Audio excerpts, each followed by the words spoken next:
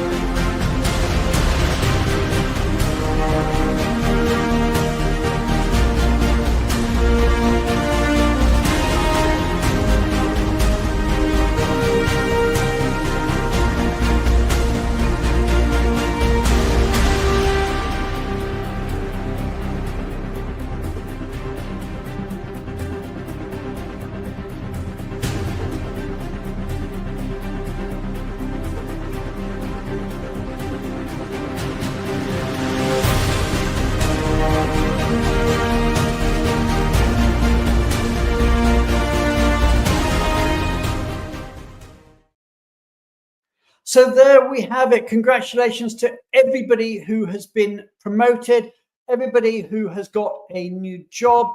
And if you're looking for a job, well, there's loads of jobs out there. And each week we try and let you know the jobs that are there. But next week, if you've got a job that you want to share with the industry, if you've been promoted and you want to share the news, if you've got a new job or other bit of news, let us know, and we will do whatever we can to help promote you and promote your opportunities and your news. Meanwhile, we're going to move on. As ever, we do an immigration update. Our normal guest, the wonderful Julie Onslow Cole, is actually having a very, very well-deserved vacation this week. But don't worry, we have with us Gemma Hislop from Fragment, who's been on the show before. She's a great speaker and she's got a great topic. So everybody, you know how it works. Let's hit the heart button, hit the like button, hit the applause button, and let's welcome onto our stage the wonderful Gemma Hislop.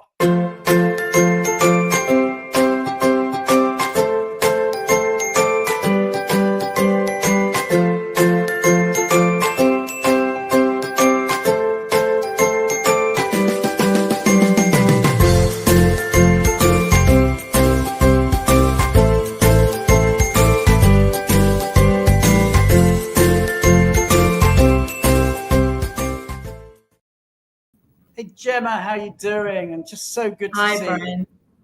you. Okay. Thank you. Lovely to see you too. And you. So the theme of our show is AI and tech and all things cool. And I think you're taking a similar theme when it comes to immigration. So Yes, absolutely. the stage is yours. Thank you so much. And hello, everyone. I hope you're doing well. Indeed, as Brian said, in line with the overarching theme today, I'm going to talk a little bit about digitalization and AI in immigration processes. Wow. So we'll all be familiar that a lean towards digitalization has been an immigration trend over the last decade. Electronic travel authorizations are a great example of that, and will doubtless all be familiar with the US ESTA. That's a very established part of the immigration landscape. More recently, the UK introduced its own electronic travel authorization, which was first piloted in 2023 and earlier this year became mandatory for all required travel into the UK. Looking to the future, the EU will introduce its ETIAS programme in 2026, which is a great example of how that will tie to another digital system called the EU Entry and Exit System, which should come into place into 2025. COVID was a great accelerant around this lean toward digitalization, and there are many of those changes which are very much here to stay.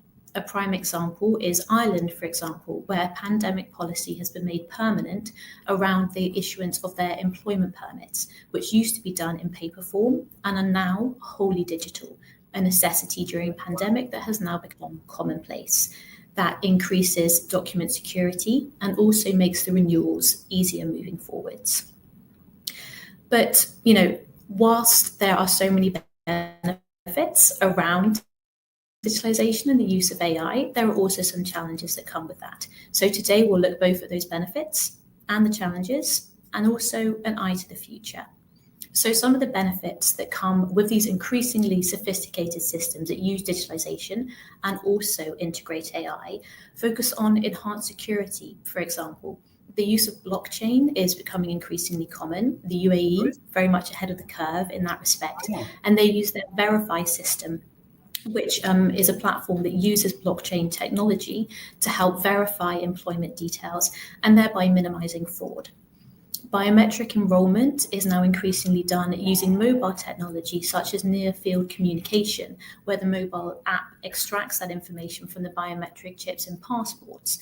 And that means that people don't commonly have to attend biometric appointments within certain systems, such as the UK. All of that means streamlined processes, enhanced employer experience and user experience, and also minimize processing times. So all generally very, very effective. The use of AI specifically ties to use with large volumes of applications, for example. The Canadian systems use AI to triage applications to sort them into two cohorts, those which are very straightforward and those which are more complex. And that allows their caseworkers to focus on those more complex applications, meaning enhanced processing times for all users. Similarly, the UK uses AI to identify mismatched information on certain applications, so they can query that to streamline that processing as well. The UAE, again ahead of the curve, also uses AI as part of their smart gates at airports, which accelerates border control. So all of these benefits tie to everyone's favorite buzzword, compliance, and we see that in a few different systems, such as in Singapore. The SG Work Pass allows employers to verify details using QR codes. And similarly, in Australia, they have their Vivo system, the Visa Entitlement Verification Online System, and that allows a whole range of users, employers, healthcare providers, educators, etc., to verify visa conditions for individuals online. So it provides security and certainty for all users. So those are just a few examples of the benefits that come through systems of digitalization which integrate AI.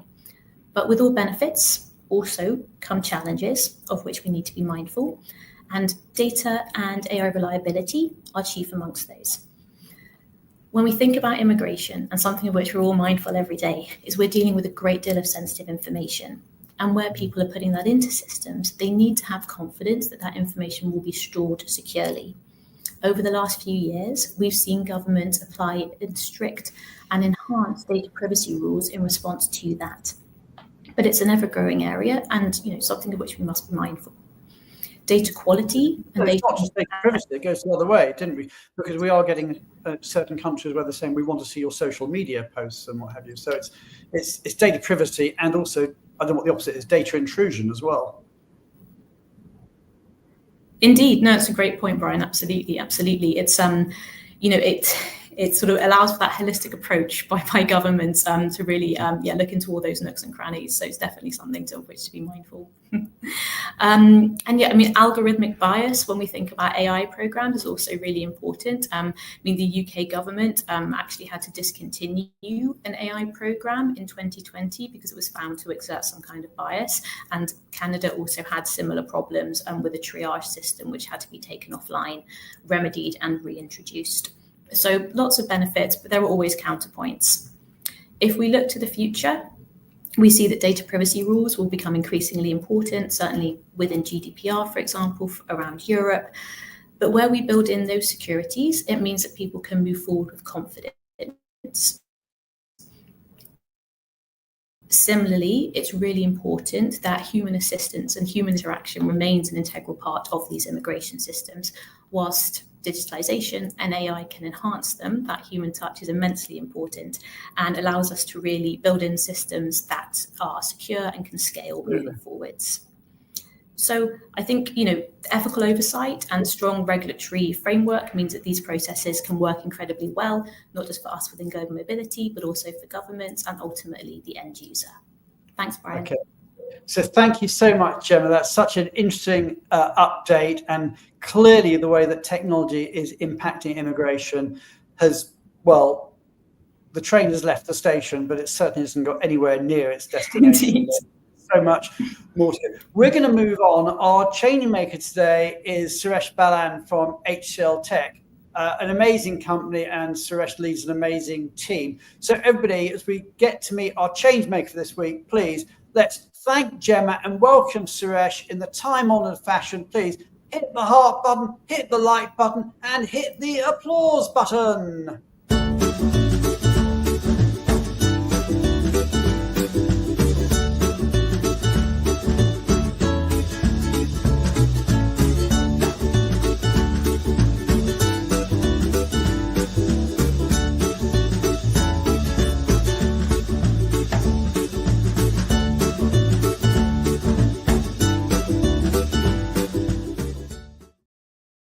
Hey, Suresh, how are you doing?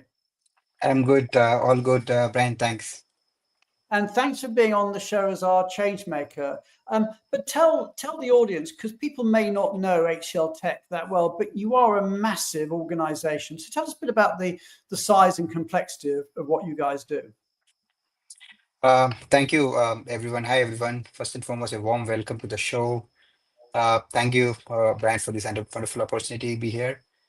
HCL Tech is a large organization headquartered in India, which is one in the three largest organizations globally, with about 225,000 employees across the globe. Wow, 225,000. That's massive. Yeah. Spread across 62 countries with about 75 nationalities. We are a massive organization, a lot of expat movement into various locations globally. And I know we won't go into the number, but I know it's thousands and thousands of people. We manage a large team across multiple countries. Our portfolio includes a high volume of mobility transaction, most of which are managed in-house. Large transaction, when I say to a lot of America's market, a lot of European market, and also APAC market we cater to. And thousands of numbers that we move people globally in short-term assignments, long-term assignments, and things like that. Okay, and I know you use the Benivo platform to move people. Why is technology such a game changer for you? In fact, the Benivo tool has become a trusted guide for our employees. Instead of running around trying to talk to different people or spending hours Googling what to do next, employees will have a tailored experience, fully aligned with our internal policies, whether it's a short-term or a long-term accommodation, be it schooling, banking, account opening, or even navigating local services. Um, Everything is covered in one place in for some form and shape. It allows employee to go through the entire relocation journey end to end, rather than surfing in internet and what to do next, with more confidence and clarity. Overall, I would say rather we have noticeable improvement in employee experience, and thank you for enabling digitally to achieve with your platform as well. Good. Well, no, thank you for being one of our client and one of our change makers. And we will get you back later on in the year to talk about a bit in a lot more detail about how tech can impact and is impacting, your pretty major program. I think you said to me, I mean, can you say on air, I don't know whether it's confidential, how big is the mobility team? Because I know you do it in-house. So let's give them all, we can't name them all, obviously, but let's give them a shout out, the amazing team that you've got at HCL. Absolutely. Yeah. Hundreds of people across the globe, multiple countries with large team in India. We are within the HR function of the organization. Um, you know, like I said, large volume of transaction. Every day is a new day for us. It's not anything transactional. Everything is operational and to some extent strategical. So Jimmy was talking about AI advent of AI in a lot of mobility, which we can see in our daily life. Somebody going to a port of entry, getting through a AI scanner, through a biometric devices and things like that, is definitely taking us high heights. And we are also running the race in terms of implementing a lot of AI capabilities. Okay, we're going to move on now, Suresh. But I mean, obviously, you've seen a lot of the tech, but the tech we're going to be showing in a moment when Taly comes on stage and talks about AI is just mind-blowing stuff. So everybody in the audience, be ready for that. Before we bring Taly on, though, we're going to bring on Matt Cheek just to tell us a little bit about what's going on with a couple of Benivo events coming up. So everybody, let's hit the heart button, hit the like button, hit the applause button, and say a big, big thank you for being on our show this week, Suresh Balan from HCL Tech, and welcome onto our show, our very own Matt Cheek.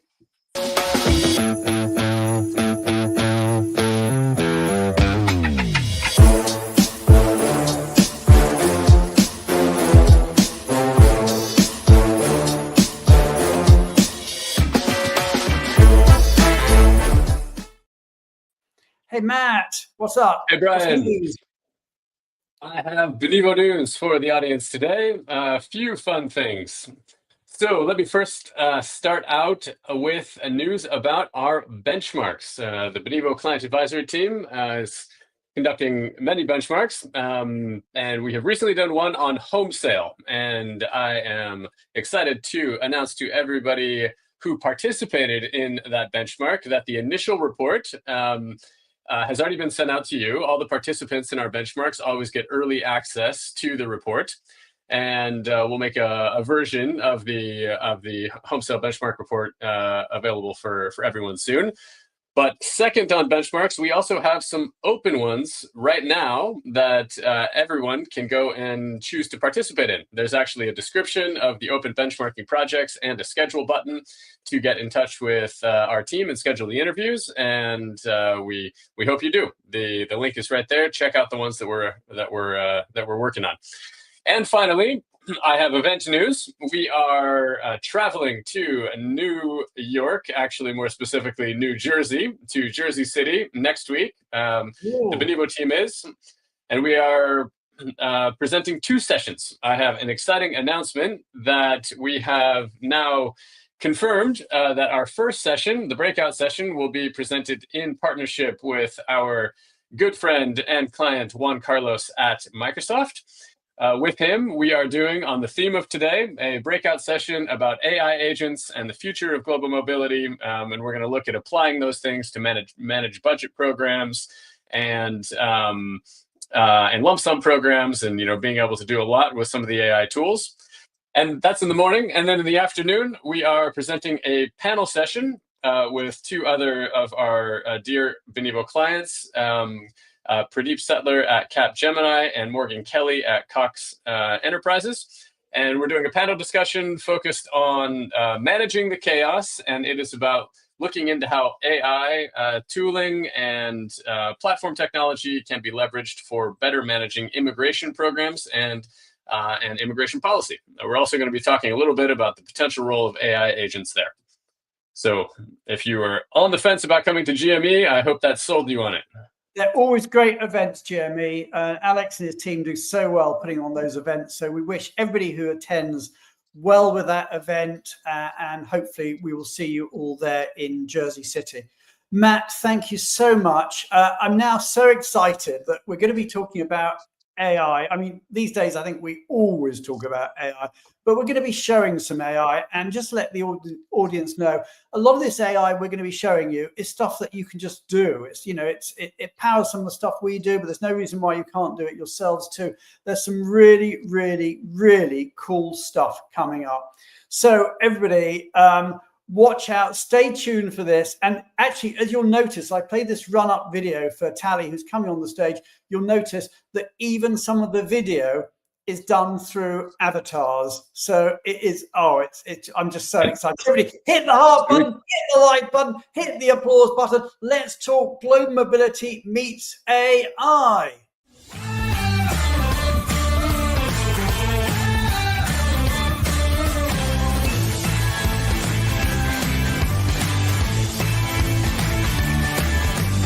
Not me, this is my avatar doing text-to-speech.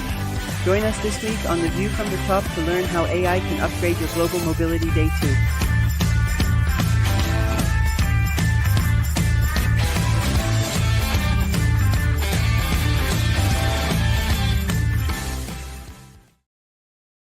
Taly, it's great to have you this side of the camera. Oh, did you like it? The dancing figures? Yeah, the AI avatar. That's so obviously we didn't do any videos for that. It's amazing. So you can do that. You can do the AI. You can change your accent if you want. You can do what change your language. You do it in whatever language. Yes. Actually, yeah, I actually created the same video speaking in Chinese and any other language that you want. I wish I could just use it every day with my Bulgarian. It's not going to get anywhere without it.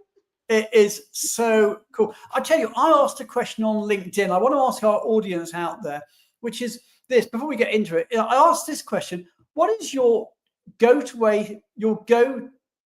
your everyday way of researching stuff in your everyday life? So, I mean, you know, everybody, if I went back like 6 months or so and asked that question, everybody say, I'll Google it.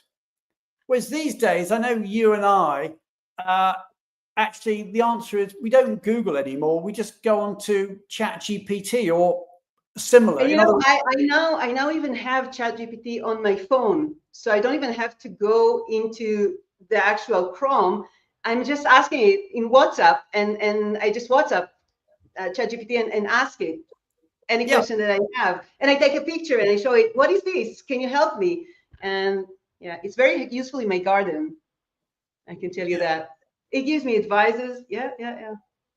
I found it amazing I've used it on medical stuff. I mean, I won't go into it on the show, but sadly I had a medical problem during the week. But I was sort of taking the images I had from the hospital, and it was all reviewing it, and it was telling me what it was and what the prognosis was. And the great thing about it, of course, is you can chat. That is the so in the audience, let us know, what do you tend to do? If you've got a bit of research you want to do you tend to Google it, or do you tend to ChatGPT it? And obviously other search engines are available, other answer engines are available, but is it a search engine or an answer engine that you use? Linda's saying EY has its own, and Benivo's got their own, and that I think we're going to see a lot of, and it is amazing. But anyway, let's move on. I mean, what I'd quite like to do is, Taly, you've got, a strong perspective on AI. I mean, I've got a strong view, but some people, some people love AI. Some people are really scared of AI. It's going to take all our jobs. It's going to destroy the world. I mean, where are you in all that? I mean, what's your take on this sort of situation between love or fear? Yeah, I know. It's totally understandable. I mean, it is, like you said, mind-blowing, and understanding, keeping it up with it is just almost impossible. But my thought is that AI on its own is just data, and it doesn't really have intent or empathy or experience. All of this is the human layer, and this is what gives it really value. So I see AI as giving you superpower. It's not a threat. And like you say, Brian, you're not going to be replaced by the machine or by the AI.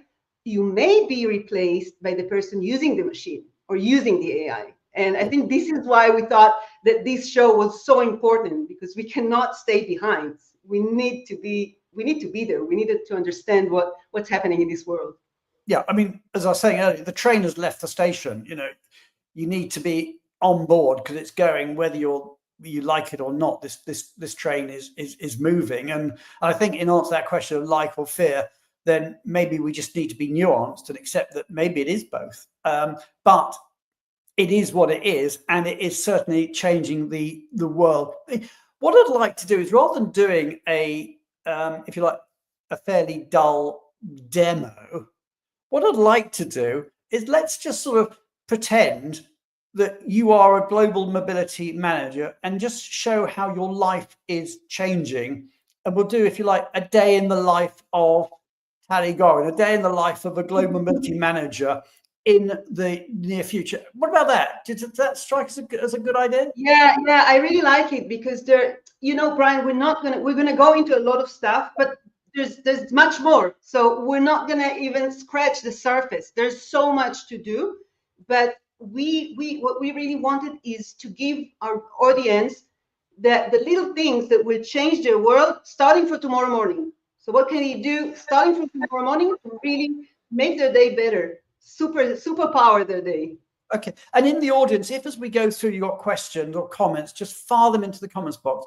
But let's start there. Let's start in the morning. Now, okay, it's first thing in the morning. You switch on your phone or whatever. Hopefully you haven't got the phone by the side of your bed. You've sort of, got yourself sort of, ready. So I don't know what time this is going to be. I mean, I think when we were chatting, you said, it's 7:30 in the morning. I thought, no, too early. Okay, let's assume it's 9 a.m. in the morning. You're easing into your day. You got your coffee, and of course, along with the coffee, you see a mountain of emails. How does AI come in then? Actually, in my case, the first email that I'm checking is really not these urgent emails. I'm actually doing something small before that, because, as you said, I'm easing the day. I don't want to jump right into these emails. First, I want to get myself, more acquainted with what's happening in the world, and especially in the world of global mobility. It's important. We're bringing shows all the time. I want to know what's happening. So in the past, what I would do, I would go into LinkedIn. I would go into the internet, start searching for news, global mobility news. This is actually how I got to this show. I was looking for global mobility news. You stalked us. Yeah.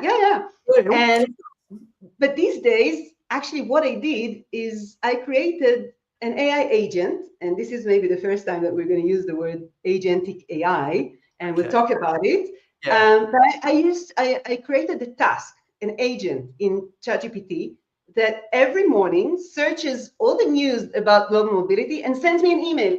So this email waits for me. It's like a newsletter that is waiting for me in my mailbox, and I can just open it and be updated. So you can in the audience. Yeah, let's step back. First of all, because people at different phases in terms of their knowledge of AI. What is agentic AI? Okay. And how do you do that? How do you create this personalized email you get every day? So in general, agentic AI is the more independent agents that we can create that will do tasks for us. A rule of thumb that I will use from here on is that anything that you do more than twice, and this I was doing it every day, I was searching every day this content, anything that you do more than twice, you can turn it into automation. You can create an agent to do it for you. and you can use AI to do that. You don't need to spend time So on that. here's rule of thumb number one, and we'll come out with a few of them as shows goes on. If you're doing the same task more than once, then it's something that you should automate. Automate it, yeah. Okay, so yeah, how do yeah. we do that? So specifically with this one, in ChatGPT, you actually have tasks. You can create daily tasks or weekly tasks that GPT will just do without your intervention. So you don't have to start it. They'll just do it independently. There are other tools and to create agents, and we'll talk about it later on. I'm going to show, if we have enough time, I'm going to show my make agents that I've been creating, because at Benivo we're really encouraged to learn and to really go deep into these ways of automation. And we had a few weeks ago, we had a 3-day hackathon in which we had to learn. Cool. I was one of the judges. It was a hackathon. That is so cool. So yeah, tell us. So we all collaborated. We had to learn how to use Make, which I will show later on, which is an application for creating agents and to try think of small agents that can make our day better. We found some really great solutions, which I think will later on come into the Benivo platform at a later stage. But in general, this is a mantra that you know, it's really important in Benivo. It's really important. It will be really important during this show. Anything that you do more than once, anything that is dull, that is boring, that is every day, just get it automated. But you asked about. Let's go back to that mountain of emails. Okay. Yes. You've got that mountain of emails. What does AI do at that point?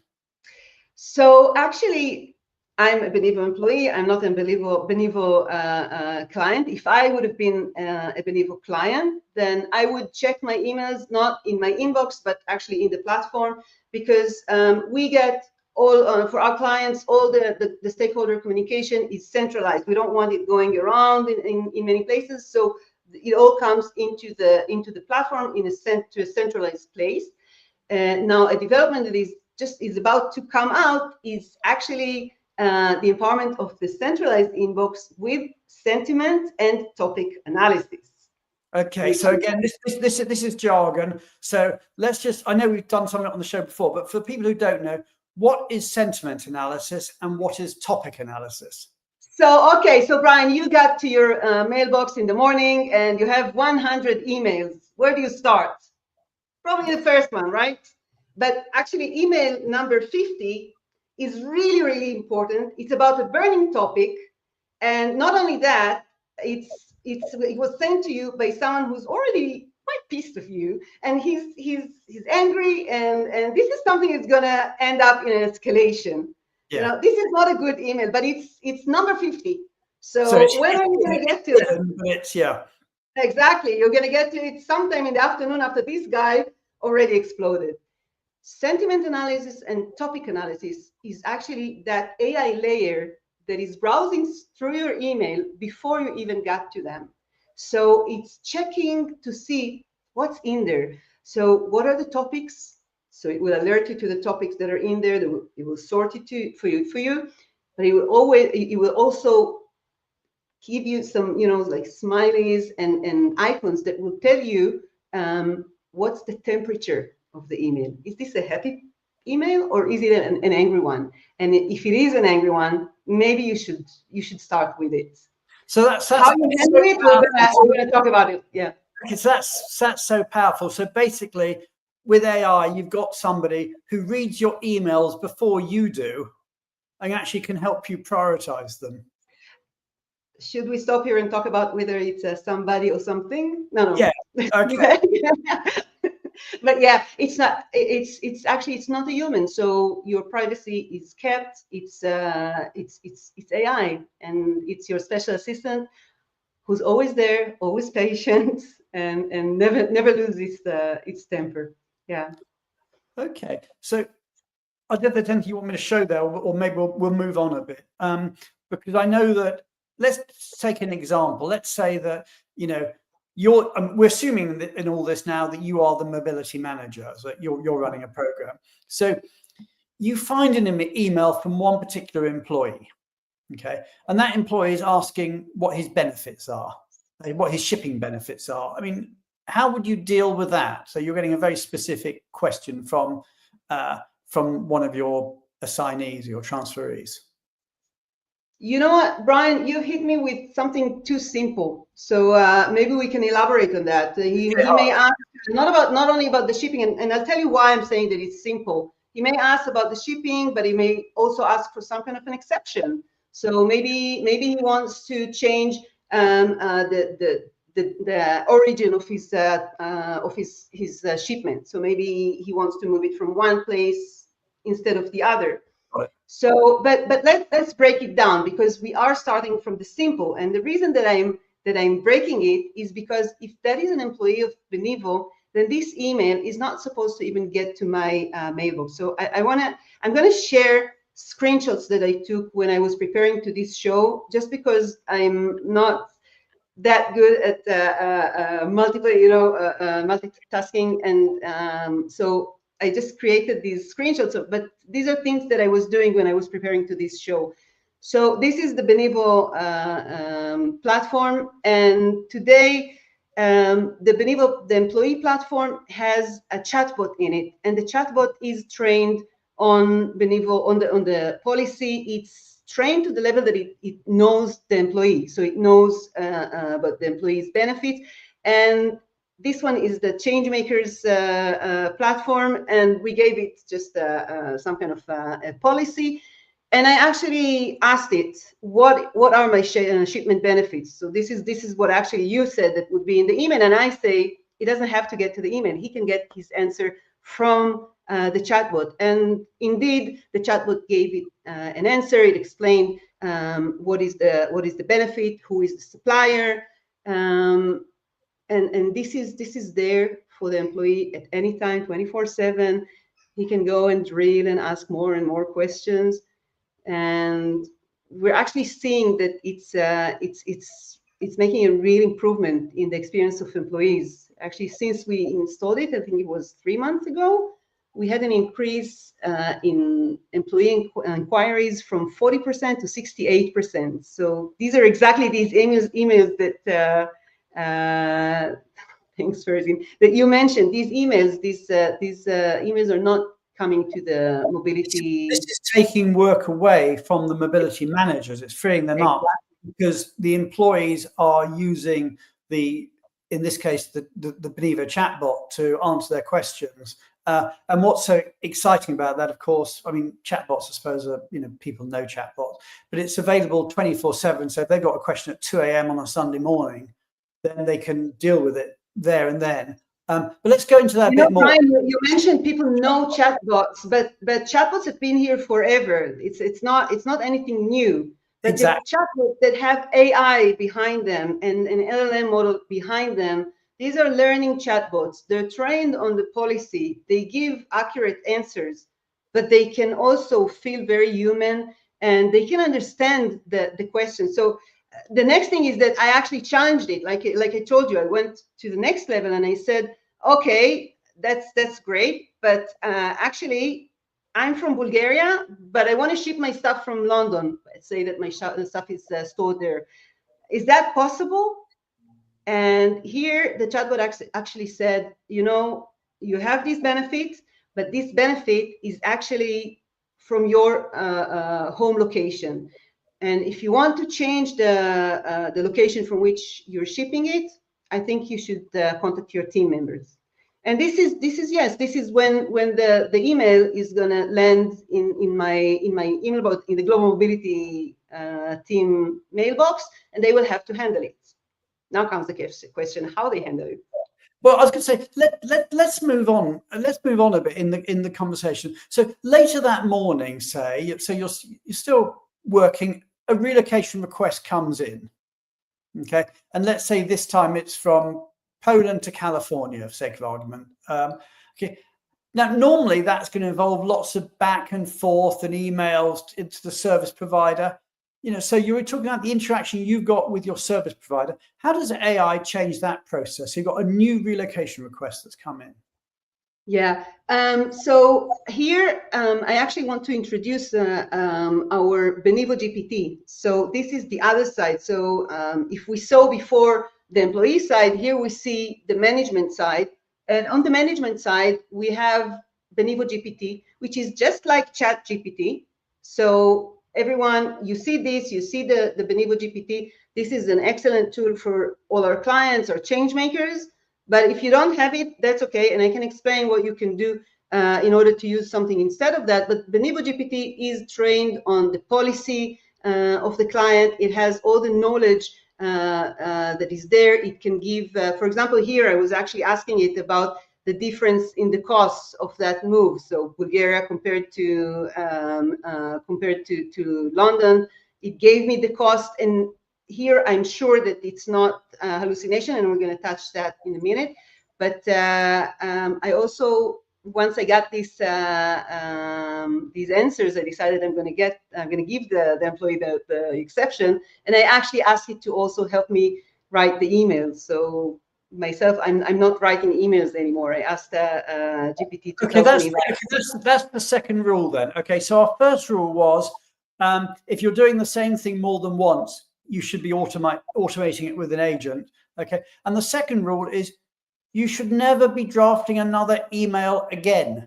All you should be doing is editing an email that the technology has drafted for you. If you spend your time drafting emails, you're doing something that actually AI can do. So that's our brain time. Brain cells, time, and yeah. But just a minute. I want to just stay on this because a word of caution. So I showed the use of BenivoGPT. BenivoGPT is part of the platform. It's a closed system, and it's trained on client policy. Each client on its own policy. There's no it's not moving between clients, and it's closed, so there's no leakage from it. If you're not a client, you can still use ChatGPT, you can use Gemini, and actually both in ChatGPT you can train what's called train a project, and in Gemini you can create a gem. In both cases, you can upload all your policy details, all your documents, and then ask questions about these. So you'll have a project that is dedicated to that specific move, this specific policy. But with this, you have to be very, very cautious about private, personal information, because even there is a way to, in ChatGPT, there is a way to block the training, so the use of data for training, but it's not 100%. And I would be very cautious with PII when using open ChatGPT or Gemini. When you have a closed system, then obviously you have less of this worry. Okay, so should we move on in the day? Okay, so you've had a busy morning. Let's get to lunch. We'll let you have a bit of time for. You have an hour for lunch. Okay. Anyway, al desco normally. But anyway, so you have your lunch, and early afternoon. Of course, these things always happen in the afternoon. You get a request from leadership. Okay, so your VPHR has come back to you and said they want to understand how your relocation costs and the level of assignee or transferee satisfaction varies across the region. So they want immediate. Now, in the old days, you'd have panicked, you'd have phoned up or emailed your service provider to say, what's going on? Can you give us this information? You'll be shooting around, looking at spreadsheets, etc. What do you do now? Okay, so the question then is, your boss wants to know how relocation costs and employee satisfaction varies across the region. How does AI help you now? Actually, yeah. So we can go into that. We can maybe elaborate on these questions. So usually it will come also with a specific move in mind. So usually my boss would ask me first about a specific move, and then maybe a more general question. So if we're looking at the specific move, and they would probably want to know how much is going to be the cost of it, to estimate the cost estimation. So we talked about it in previous shows, and of course this is something that we have and we showed before, but here we have AI to support us with calculations, and you mentioned, Brian, the back and forth of iterations. And I know we had a client a few weeks ago that said that she's actually she's doing about 10 cost estimates a day, because she's trying to get the best iteration. I don't want you to try to start calculating how much this would have cost her if she had to go back and forth. Yeah, so because the way cost estimates used to be done is you'd send them off, you'd send the request off to your service provider, your relocation company or your tax company, and they'd come back to you probably 48 hours later, and it would cost a few $100s per request. Iteration. And then you want to do, what about the what ifs, or what about you changing this or that? Whereas now they're done immediately, and not only that, but the what ifs are done are automated as well. So tell us a bit more about that. So yes, so the system automatically factors in policy, location specific costs, move types, and it's instant. So it just takes all this data and it just drives it into the what if scenarios, into the different options, and it comes up with 3 best scenarios that you can decide on. Now, I have to tell you, hang Brian, on, I'm going to stop you here because I think this is so cool. So historically, a cost estimate told you what the cost was. Here, what the technology is saying, this is the cost, but actually, if you vary X, Y, or Z, this is what the cost could be to be lower. So you don't, the problem with the what if, do better. The problem with the what if is you have to think of the what if. Whereas what smart cost estimates do is it does the what ifery, if that's a phrase, it does the what ifery for you. And Brian, I have to tell you that when I created this example, I'm not a tax expert. I'm not anywhere near that. And when I went through the procedure of running the cost estimate, it's very easy. It's just asking you a question, and you have to enter data. But there were questions that were hard for me. So it was asking me if I want to apply tax treaty. I needed some explanation about it. It was asking for data, how much this would cost, how much that would cost. And these were tough things for me to know in order to create these cost estimates. So again, I was just asking BenivoGPT. So this is, you mentioned it earlier, this is the conversation. So I'm now sitting with my friend, BenivoGPT, and I'm asking it, okay, we're doing a cost estimate. This guy is moving from X to Z. What should I put for his destination services? What kind of costs? What would make sense? Can you, and it's updated on real data that is constantly being updated.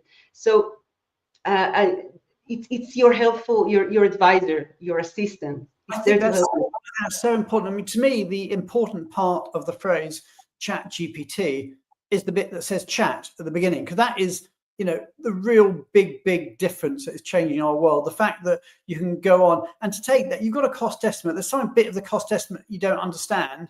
Well, you take it, you shove it into whatever GPT platform you're using.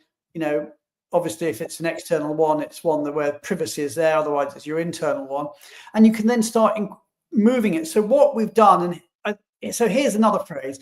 Another lesson is, if you are ever wanting to ask follow-up questions, you should be using AI.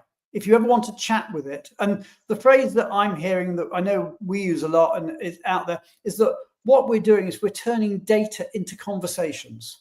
So it's not just about reports, it's about reports where you can drill down and ask more and more questions and pivot the direction, go more precise. Tell us a bit about that, Taly.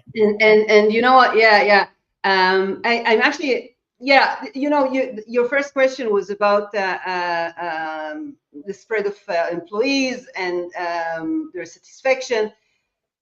And now you're talking about talking to the data. So I can show you, because I can show you what I download, but talking with the data, it actually reminds me that Nitzan Yudan, our CEO, he published a post a few weeks ago, and maybe Michelle can share that. And today you can really talk to the data. We'll show another example of talking to data later on, but you can actually take all your research, all your documents, all your PDFs, even, you know, we were talking at the beginning about these global mobility news. You can take all of this stuff, transfer it into Google LM, and create a podcast from, oh my God, I'm now making ourselves redundant. Maybe that's not good. I know. Well, I know you did make a podcast a while ago. It's just incredible. You can just turn all your data into podcast, and actually you can even this is something amazing. You can actually interrupt the podcast in the middle and ask the presenters questions, which is something that not even people can do now. They cannot interrupt us. But yeah, it's pretty crazy. But let's look at what I could do with this management request. So I went to the platform. I took screenshots of some reports. Again, I asked BenivoGPT to direct me to where the good reports that would help me. By the way, this is the place to mention that good dashboards are not showing just spread of data.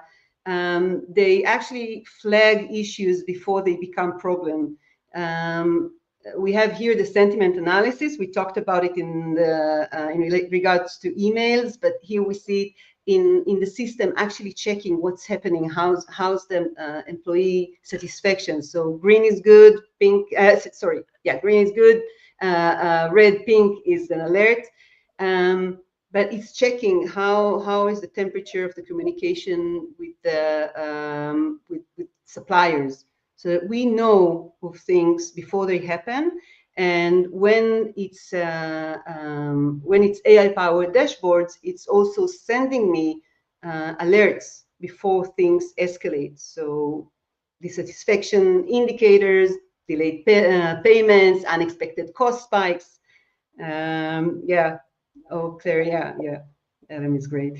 So, so all these dashboards are made by AI, and these are screenshots that I took. But you wanted me to explain this to the management, right? Yeah, exactly. Because so the management's saying, basically, come back to us, tell us what's going on. So maybe you need to make a report or something. So how would you turn that into some form of presentation or report? You're not going to be surprised if I tell you that I head back to ChatGPT, to my ChatGPT or BenivoGPT. Absolutely. So this is exactly what I did. I just took these. So I started with BenivoGPT, which told me which reports I should download. I did download that, and I uploaded back into the chat. And I asked chat to create an outline of a presentation. It created a beautiful outline of presentation. I think it takes me more time to speak about it than what it took me to do that. It created the outline of a beautiful presentation based on these reports. And then I took it to another tool that I really like, which is called Gamma AI.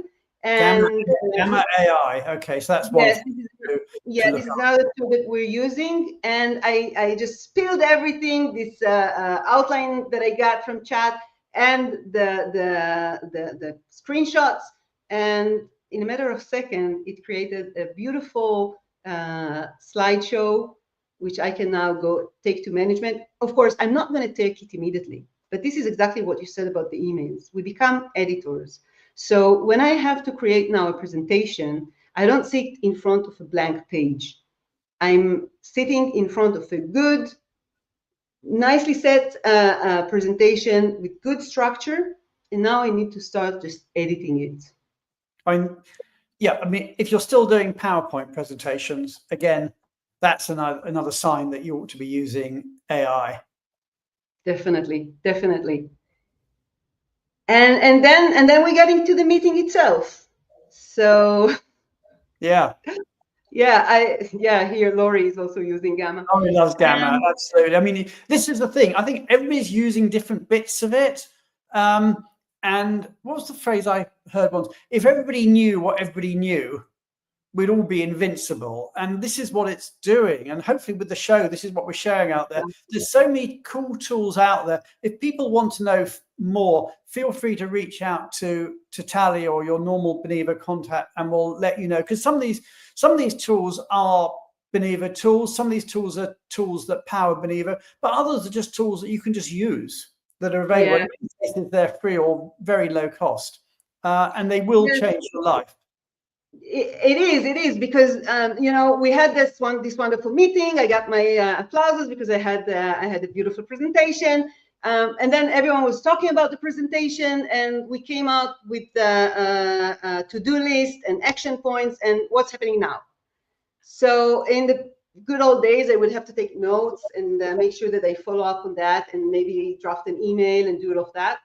But today, I think most of us, when we're doing our Zoom meetings or Google Meet in Benivo, we're doing Google Meets, and this is all recorded and transcribed. So I have the transcript in the end.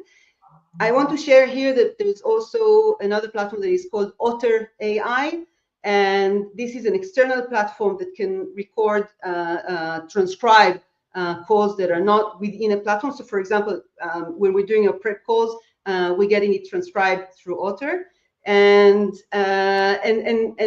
once you have the transcript, you can again run it through the GPT and get the email, get the action point, and everything. We're almost running out of time. So I've got one last question for you, Taly, because we're into our last few minutes here. So this has been incredibly practical and insightful. Okay, so what final words have you got for mobility leaders who are maybe not quite so far down the road as you are, but mobility leaders who are maybe just getting started with AI?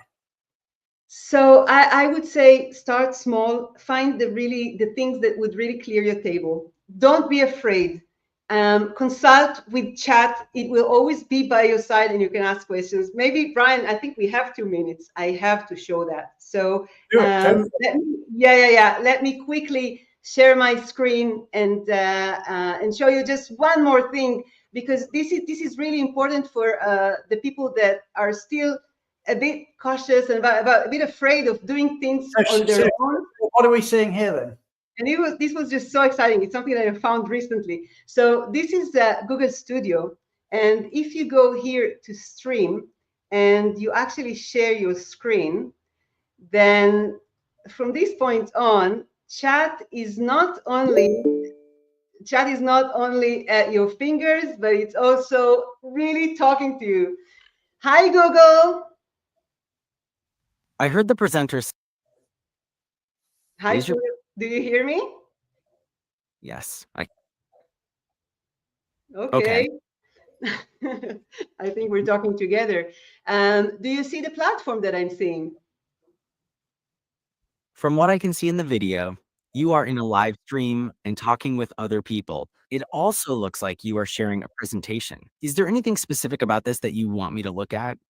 Unfortunately, Google, we're almost running out of time, so you'll have to tell me, where do I end this stream? Okay, I understand you're running out of time and need to wrap up the stream. Do you want me to look for the end stream button on the screen? Yes, please. Do you want to end the stream now? No, Google, please don't end it. We still need to hear some people, but you've been very helpful. Thank you. So yes, Brian. That is just amazing. So that is some technology that comes, Google AI, that you just put on your screen, and it's looking at your screen, and you can just talk to it and ask it stuff about, I know you asking it, where is the end stream button? Now I know very well it's in the top right corner of my screen, and that's exactly what Google would have told me. And in fact, Google would have terminated this for me. This is what I didn't want it to do before we say our goodbyes. Okay, but we are now out of time. So let me bring back our very real guests, Suresh from HCL, Gemma from Fragaman, and we're just going to say goodbye, everybody. Hopefully you've enjoyed it. It's been absolutely fascinating stuff. Suresh, thank you so much for being our change maker of the week. We really, really appreciate everything that the work you do and everything you've been saying. We will get you back on the show. Gemma, thank you for standing in so ably for Julia and for a really interesting update. And hopefully to Suresh and Gemma and everybody out in the audience, it's given you some just eye-opening stuff about exactly how the world is changing. We are at GME Live very shortly. So that's in Jersey City. And all it really remains for me to say is thank you to everybody in the audience for being with us. We are back next week when we're going to be talking about mastering mobility costs in a dynamic global landscape.